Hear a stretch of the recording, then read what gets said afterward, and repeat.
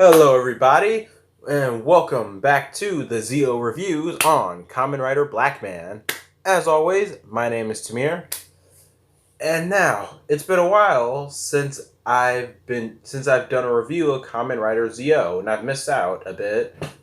But now that I'm on semester break, I now have the opportunity to review episodes 13 through 15 of KamenRider ZO. So, let's get into it. I've already explained before in the last video about me switching out my schedules and whatnot, so today I want to repeat myself. So, let's get into it. So, what's new?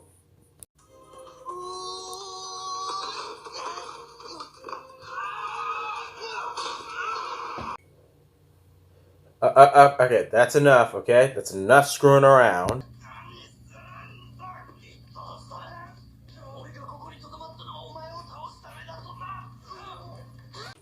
Okay, you're screwing around too much. Now stop!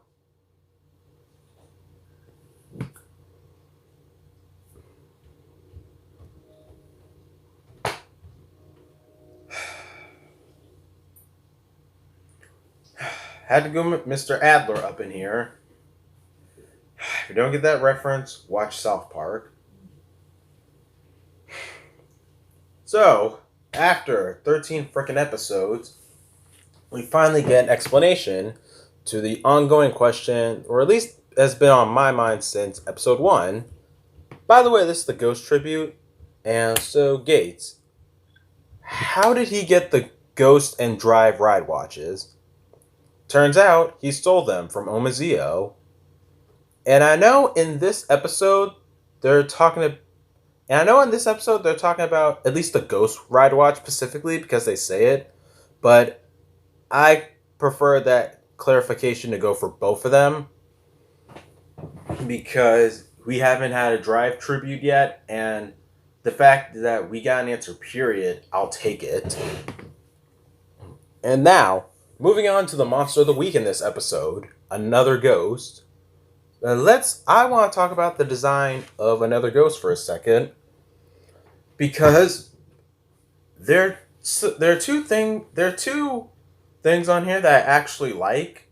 It's that the eyeball thing, that's the twist, the eyeball thing, like Ghost's logo, his Ghost's crest on the chest, it's parallel, so they made it a bit crooked. And the leather jacket that he has, that I thought was pretty cool. And so I like those two things about the suit. And along with Another Ghost, we see KamenRider Ghost. So Takeru Tenkuji is back, and he's hunting he's hunting Another Ghost for some reason, who just absorbed someone's soul and leaves. But before we get into the opening, we have a glimpse of a stranger in this show in the form of KamenRider Agito. And I'm not even gonna bother to hide it, and I'm just gonna go out and say it. It's Decade. Tsukasa is back to help the Time Jackers. So, first of all, Honore Dikado. Second of all, Woes finds the Time Jackers and recommends Tsukasa to help them because I don't know, he volunteered his tribute.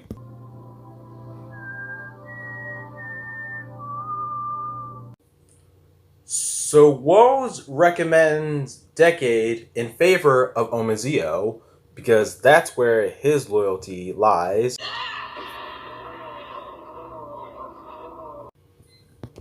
Okay, that was a weird transition. So, Sogo finds Another Ghost and goes after him, and Takeru and his lackey, I guess, it's the one who, I don't know, one of those two idiots that were in Ghost for no apparent reason, being there. Anywho, they're there, and they accuse Sogo of being the monster instead, which is strange. Moving on. Back with the Time Jackers, Another ghost's targets are actually victims from previous accidents. That plays a role here with another ghost's motive. Now, I've watched this episode twice, and I slowly like this because it's time altering, and that's what the villains are about. And so, at the temple name of whatever, Takeru not being a writer, he and the Supernatural Phenomenon Lab, that was just a lot to say, have spent the last 3 years tracking down another ghost who happens to be the brother of a girl whose brother disappeared one day after saving her from almost getting killed. They would have caught him last night, but a stranger in the form of Agito stopped them and assumed that it's him.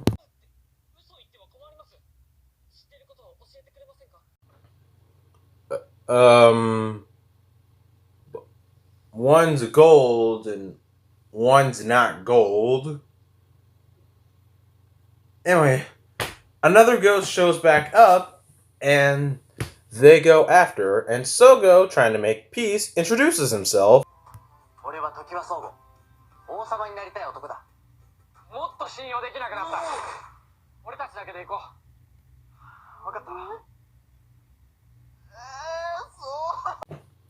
You see, nobody wants to listen about your dream after you told them that you don't associate with their enemy and have told you about their whereabouts.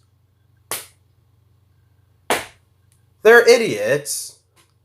So Gates goes after the monster, first at the toxic radio waste factory, and I only mention that for this.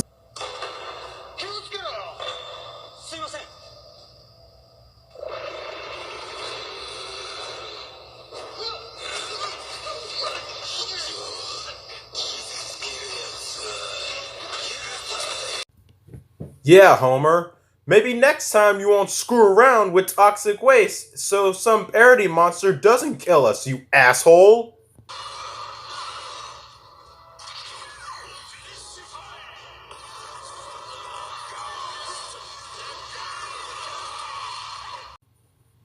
Okay, that was cool.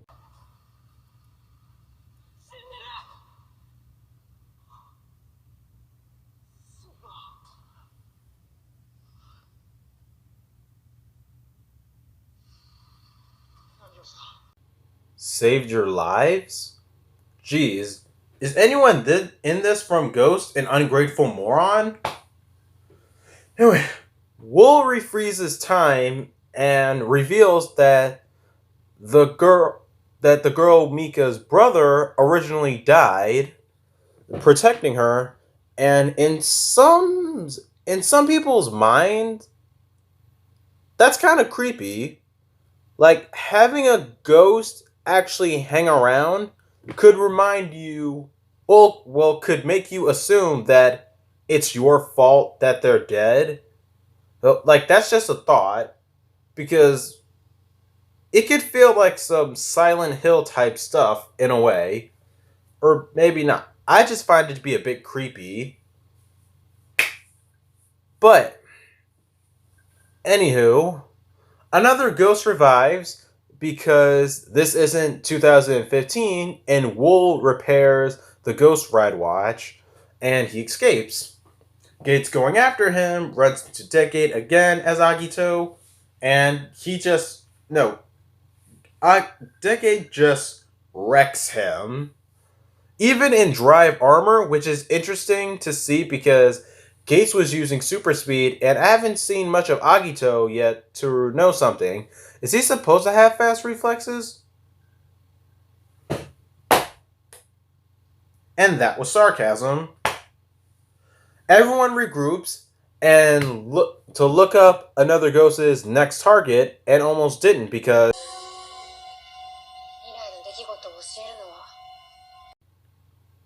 what rules?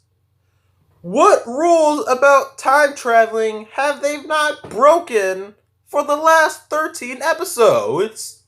They've broken almost every rule about time traveling. in these last 13 episodes. Example 1, Sogo goes back 3 days in the past so Gates could come back himself. Example 2, Gates and Tsukomi went back to 2016 instead of 2010 and just wasted time. And example 3, the only way to beat Monsters of the Week is by having to travel back in time. And now they're worried about the rules of time? It just raises too many questions. They find his next target, and before rampaging, Wool tells him how to get stronger and does.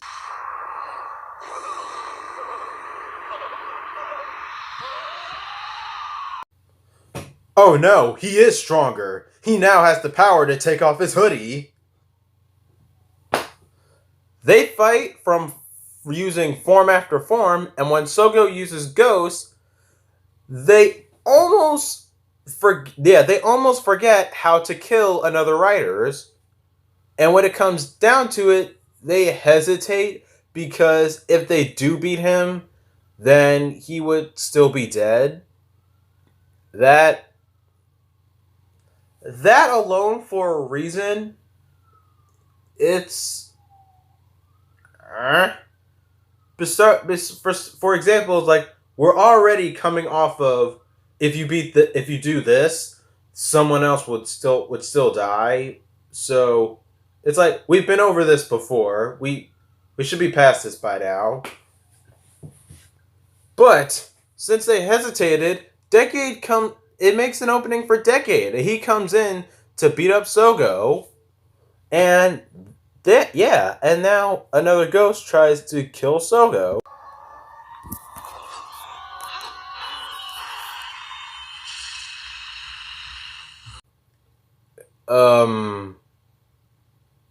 How did he do that? Alright, another ghost was going to absorb his soul, and then Takaru did some monk type stuff and deflected the absorption, and now Sogo's a ghost. So episode 13 ends there, and Tsukasa not wanting to be, and we learn that Tsukasa doesn't want to be a king, but rather a destroyer. Okay, but why do you want to be a destroyer? I'm gonna take a quick break for a moment, so I'll be right back in 1 second, or at least it'll be a jump cut since I'm pausing. Alright, now we are back. And now let's move on to episode 14. And I just took a moment to put my hair in a ponytail. That's all. Let's see for a second. Looks like it's just that one hair sticking out. Let's see if I can just shove it in. Alright, close enough. You know what? This is not a hairstyle.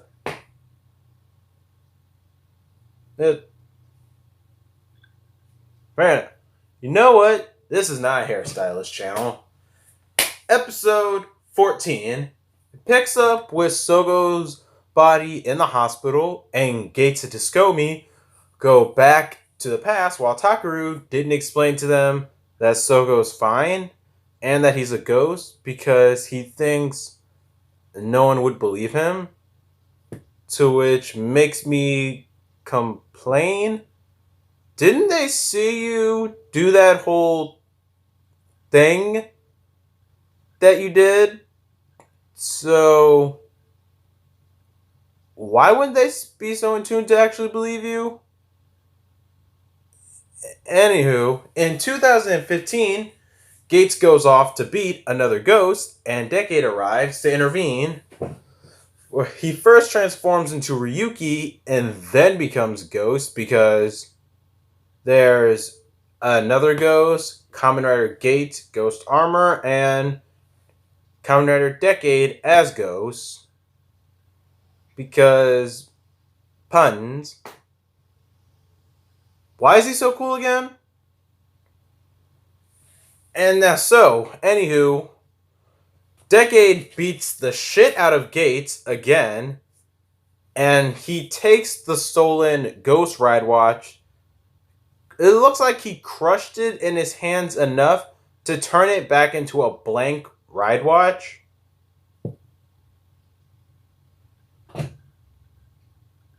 And so, how exactly can he do that? How can he just do that? Why can he do that? When did he obtain that ability to do that? From what we've seen so far, no one gave him a power up or something, frankly, because he doesn't need a power up with him being so unexplainably overpowered. Yeah, moving forward, yeah, that's just yeah. I'm not gonna go all out on that. Let's just move forward.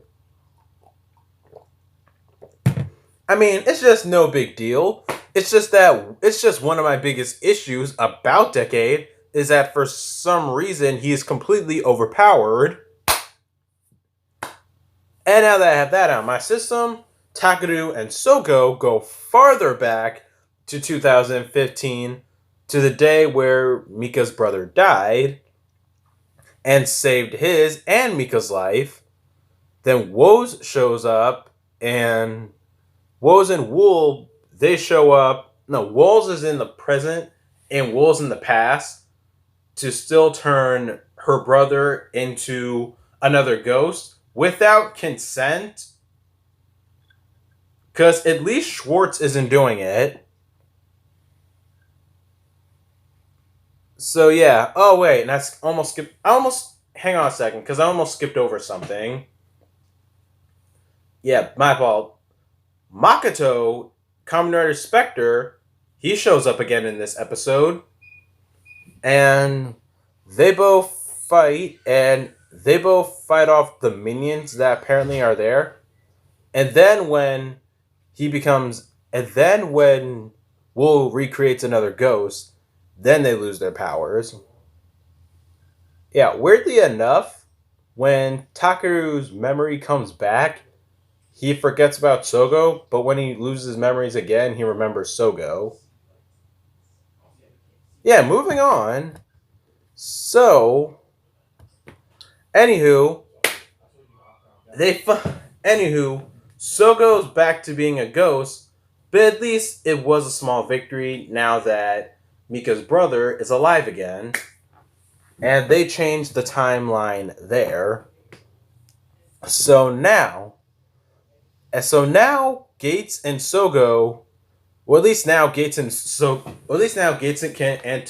can see Sogo, since Takaru used Akari's like equipment thing that she created to use for when she wants to see Takaru when he's a ghost and is invisible. Anywho, so Sogo and Gates go back to 2015, and Hora and Wool stop to distract them. And so it's a big mech fight. They both use their mech versions of Captain Ghost and Castle Doran. And Sogo and Gates use their time machines, to which they switch from ride watches to ride watches. And this is one of the funniest things from this episode. Gates uses the Genmu ride watch, and he can travel through Super Mario portals and attack from wherever. That I thought was just funny and completely unfair. Yeah. So, they end their fights using the Build and Cross Z ride watches, which is, for me, good because we actually see the Cross Z ride watch again. They didn't. Moving on. Well, at least they remember it. Well, anywho, continuing on, Zio and Gates battle another ghost, and Tsukasa's there and watches the fight. And now, rejoice! Thou you are in the presence of Thanos.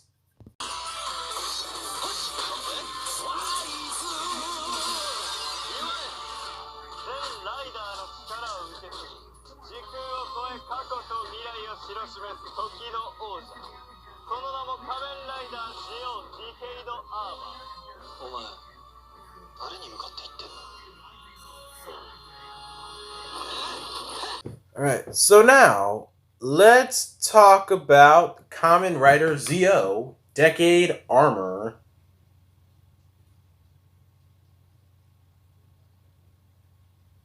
You know what? I'll be honest about this form.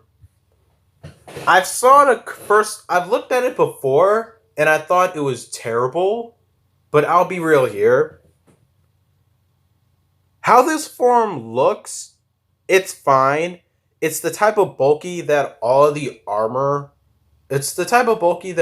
rider armor forms are. But let me rephrase. Suit wise, it's fine because it's 100% accurate. What I don't like though is the helmet. It looks like he has a laptop on his face. Like, I am not kidding. Like, this is his actual face. Having a tablet. I take that back. He doesn't have a laptop on his face. He has an iPad on his face. Seriously. And just, it's stupid. It's a stupid helmet. It doesn't even look better for when he can use Final Form rides in the Decade Armor, which explains the shape of it, which still don't look great.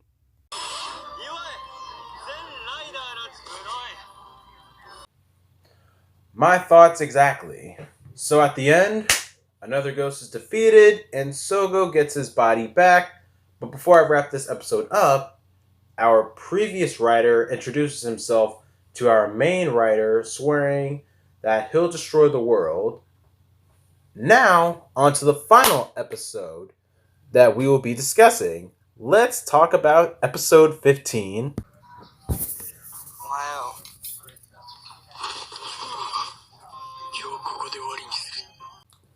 Oh, okay, but be careful. There are 7 grams of gluten in that bread. Actually, Gates doesn't end up threatening him. Instead, he begs him to give up his belt, with the situation now worse, with Tsukasa now part of the mix. And Sogo just says, like, no. And Tsutomi asks why Sogo wants to be a king, and then brings up a dream about it. Well, his uncle brings up the dream about it. And Sogo just tries to forget it and changes the topic. Now, with Woes there showing up, and for once, like, Tsutomi and Gates are both... Well, this is where I finally see it and agree that they just need to start... This is just me, that with Woes now being on the side of the Time Jackers and could really mess up their ideas or plans, they need to start telling him to fuck off. But now there's an issue that's coming about with forces from the future coming to the present, and there are these machines called Daimazins. They're time machines, but a lot bigger. Like, how do I explain it? It's like they're Megazord size. They're Megazord and Ultraman size time machines. And so, crap, freaking baskets. Wait. Never mind, I didn't lose my pace. And so now, we get to learn about the dream. For a long time now, we finally get an answer as to why Sogo wants to become a king. And now hearing this answer, it's not ridiculous and it's not childish. It's actually kind of freaky, because the dream is that this invasion happened and Sogo's little boy. all the terror, all the horror, all the fear that there is, and a mysterious man comes out of nowhere and says, "You are a fledgling king." And this happens over and over again, that exact dream. So, and you hear that from a person like Sogo, that like anyone could have the same repeating dream again and again and again, but look at the events that's happening right now. Like, that's freaky.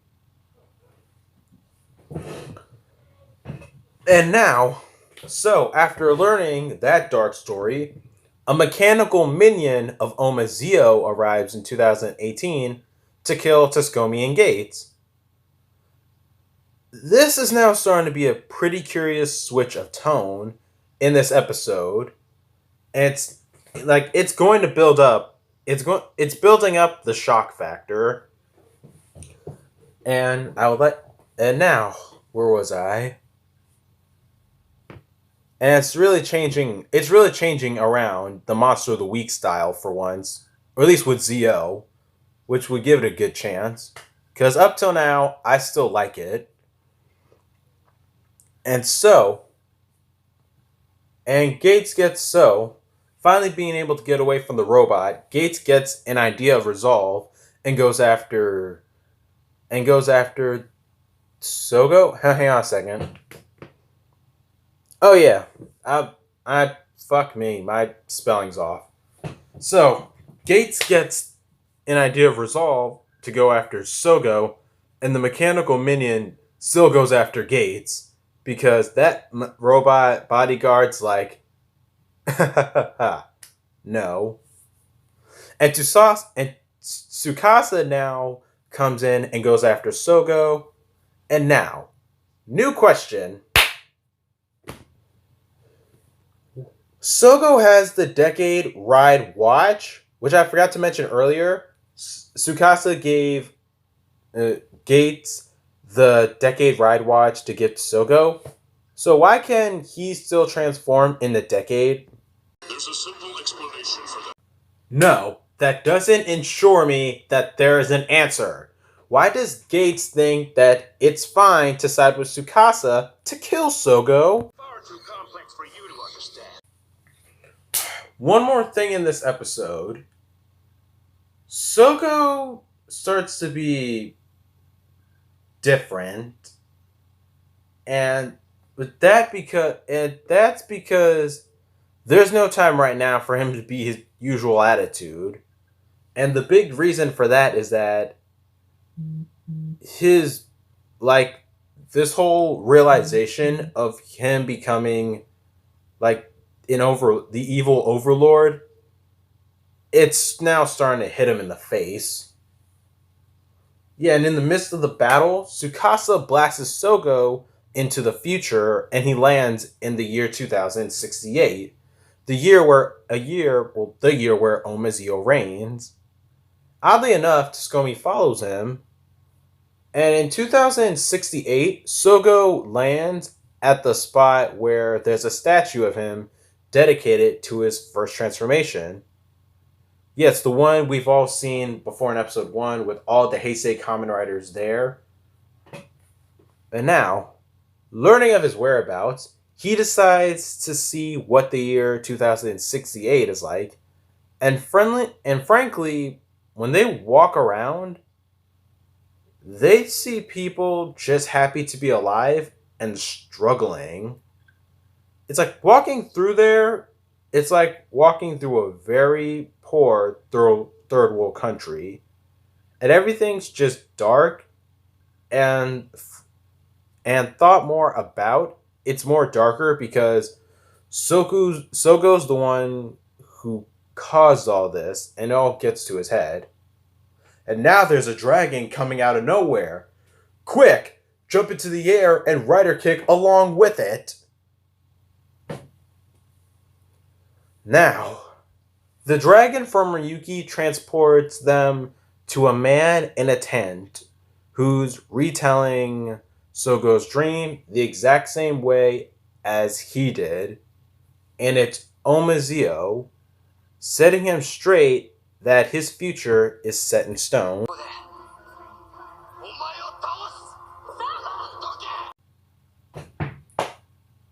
What the fuck? Who is this? Like, this is Alita from Ghost Sager up an octave. Now I want to see him bitch slap an energy blast fired by Lucifer. Anyway, Sogo in a rage shoots Omazeo to burn down the tent to kill him to prevail. That doesn't happen at all. He survives, and we see the Omazeo form again. Once again, it still looks awesome. And now, present Zeo versus future Zeo. Sogo fights back in the Decade armor using rider abilities that he can use through the Heisei, using through his sword, the Heisei, which, by the way, I forgot to talk about that sword while I was talking about the Decade armor. The noises in that sword, they're fine until they get annoying. Keep going. Hey, say, hey, say, hey, say, hey, say, hey, say, hey, hey, say, hey, hey, hey, hey, say. That's gonna get annoying after some point. Like they were very subtle with transformation noises, and now they just brought it back. But Sogo uses like rider powers, channeling through the Heisei, and Omazeo has all the ride watches, so he can just match it. So he can just match it and he can just match it and deflect it and send it back to him. And now, determined in emotion to stop Omazeo, all Omazeo does is say, if you have the balls, you'd give up your driver, leaving Sogo in confusion and dismay on the thought of surrendering his powers. And to be continued. Overall, I love these 3 episodes. My one issue is going to be Tsukasa because he sounds like he's there for a reason, but isn't.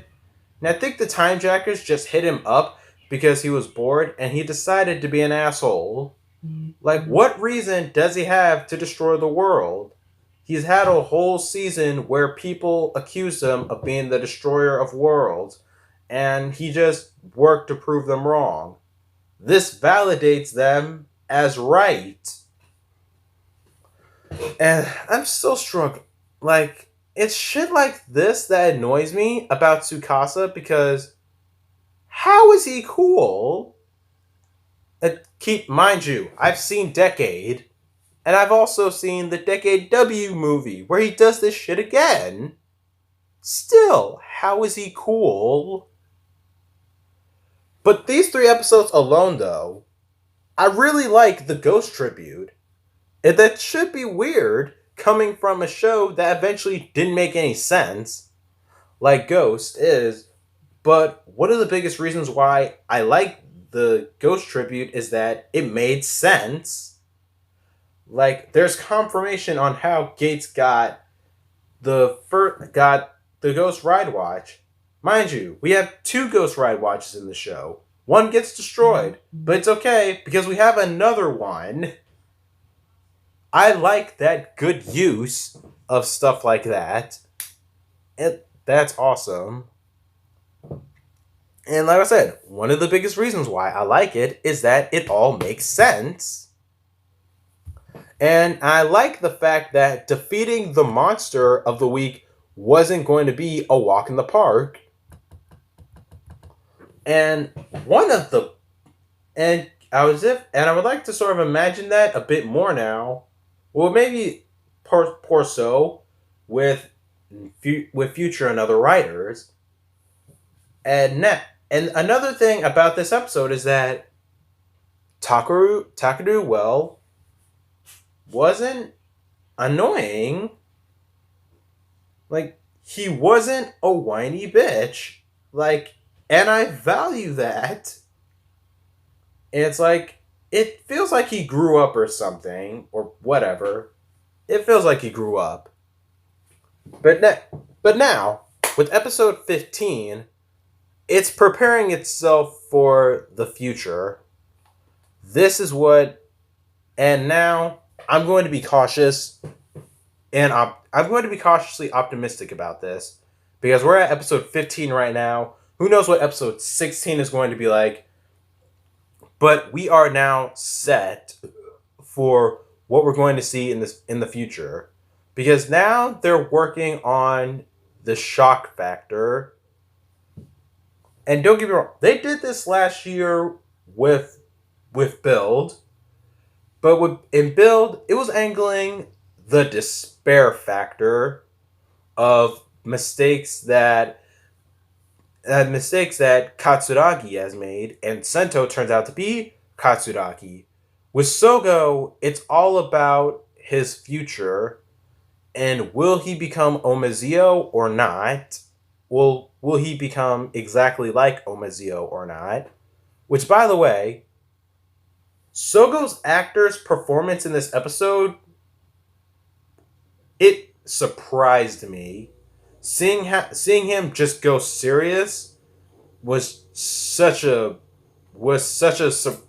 shock to me because of the range and emotion. Because seeing all of this, I guess if there's a difference between hearing what you'll be in the future and actually seeing this, and shit just hit the fan with him, and I like that. This is why I like Sogo as a character. He knows when it's time to be serious. But still, one more thing. While I'm still talking about characters, I want to talk about Gates for a moment. It's like, I still don't like Gates as a character. Like, and here's my analysis so far of Gates. Like, he has depth, and he has depth as a character, but the problem is that executed, that depth is sideswiped, and we just see Gates being irascible and making wrong decisions that just makes him unlikable as a character. And him just flipping from begging for mercy to going back to wanting to kill Sogo. It's just, with him wanting to kill Sogo before, it doesn't sit well for me because it shows that there's nothing really else with this character and he's just being an ass and too straightforward. But with this, it's just he's not entirely thinking about his choices and just goes through with them because fuck it. Anywho, so that's been my review of KamenRider Zio, episodes 13 through 15. And I still do really like these episodes. And I can't wait for what we get next week. And as the time of recording this, it is 4 days before Christmas. Will I do something for Christmas? Maybe a Christmas special? Maybe. Just maybe. Not too sure yet, but maybe. But thank you for watching today's video. As always, like, subscribe, share this video if you like to. Like, if you just, yeah, pretty much. Like, subscribe. Eventually, I'm going to learn how to put links in the comments so I can so I can tell people to follow me on Instagram or Snapchat. And I will see you guys next time. Bye, everyone.